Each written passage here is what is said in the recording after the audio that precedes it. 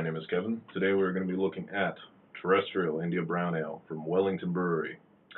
Currently this is a retail store exclusive, so you have to drive all the way to Guelph to get it, which I did last week. Also picked up their Sputnik and the one I'll be doing next, which is the Extra Terrestrial, their Imperial Strength version. Looking forward to that as well.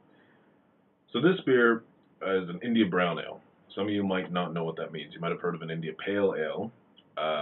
Basically what this is one of two distinct styles that have come out in probably the last half decade, especially out of American breweries. That is the American Black Ale and the American Brown Ale. So we're looking today at an American Brown Ale.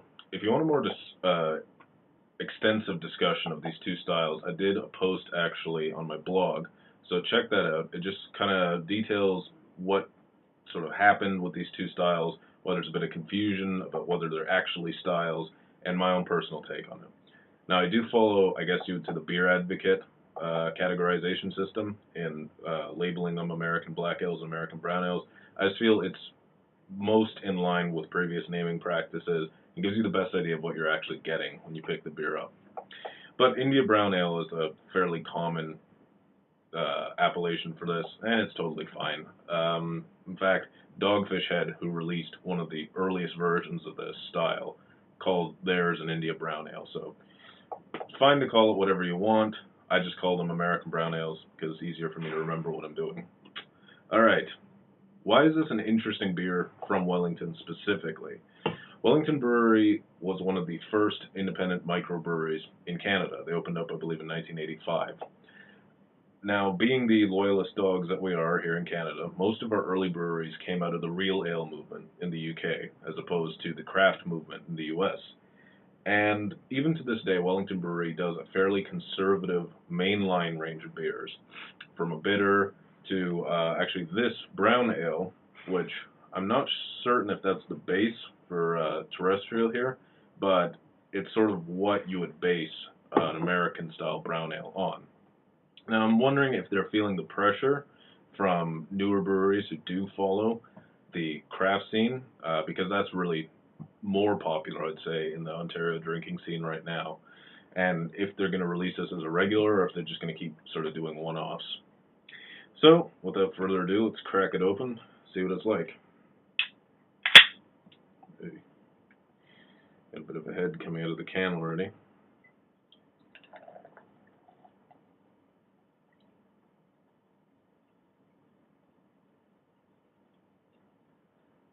Right.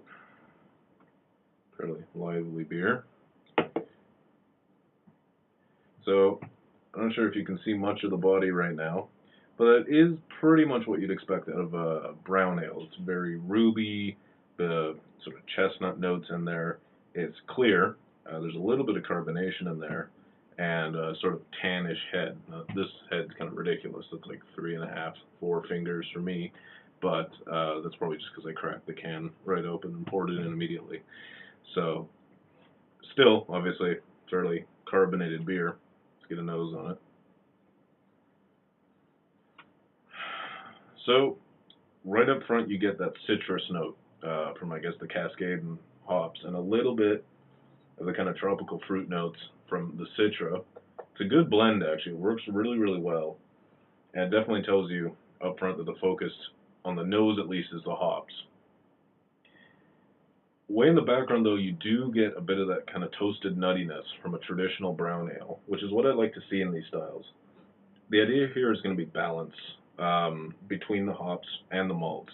It's unlike an India Pale Ale, which, quite frankly, normally just revolves around the hops. In this, you're looking for a bit more of a blend. So let's see what it tastes like. Cheers.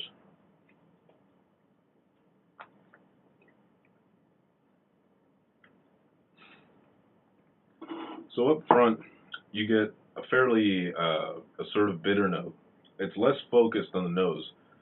On the finish, I can definitely detect a little bit of the citrus again, sort of a grapefruit rind kind of citrus.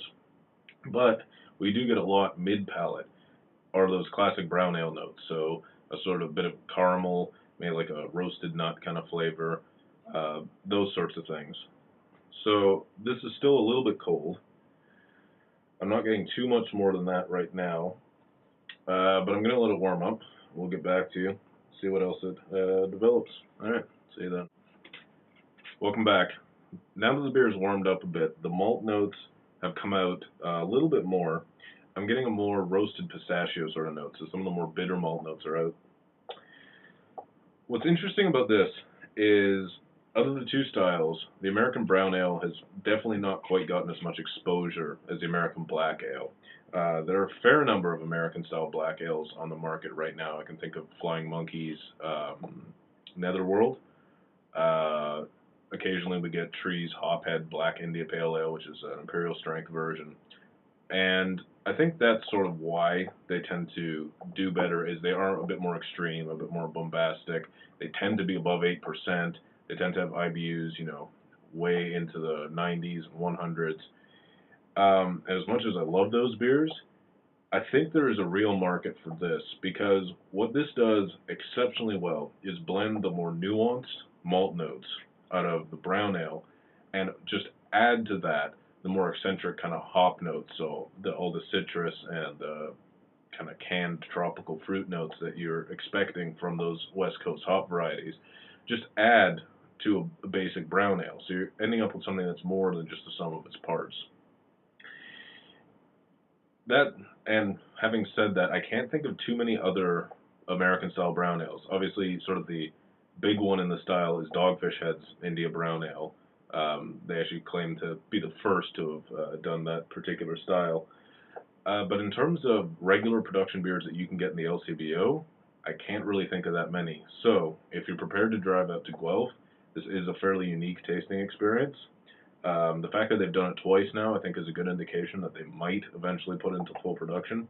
I really think they should, because currently, if they do put it on the market, they would be pretty much uncontested in the LCBO for a beer of this style, and I've absolutely enjoyed it. So, I would highly recommend making the drive, get out there and get it.